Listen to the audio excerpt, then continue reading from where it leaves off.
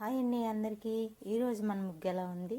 ఈరోజు మంగళవారం కాబట్టి కొంచెం పెద్ద ముగ్గులు వేస్తాం మనం. ఇక్కడ గుమ్మం దగ్గర పసుపు కుంకుమ పెట్టేసి ఉప్పేసి చాలా మంచిగా చేసుకున్నాను. ఈరోజు నాకు పారిజాత పువ్వులు కొంచెం ఎక్కువగా అనిపించినాయి, అందుకే స్వామివారికి దండ కింద కాకుండా పాదాల దగ్గర వేద్దామని ఇలా వేసాను. చూసారు అక్కడ అరుణాచలేశ్వర స్వామికి, కాశీ విశ్వేశ్వర స్వామికి ఎంత ముద్దుగా అనిపిస్తున్న పారిజాత పుష్పాలు. ఇక్కడ చూసారా దీప కాంతి అరుణాచలేశ్వర స్వామి ఫోటో మీద పడి ఆ వెలుతురు ఆ పువ్వుల మీద పడుతున్నట్టుగా అనిపించింది నాకు. ఇక్కడ అలాగే వెంకటేశ్వర స్వామి పాదాల దగ్గర ఎంత ముద్దుగా ఉన్నాయో. ఇక్కడ చూసారా లక్ష్మీనారాయణలు పారిజాత పువ్వుల మధ్యలో వేగిస్తున్నట్టుగా అనిపించింది కదా.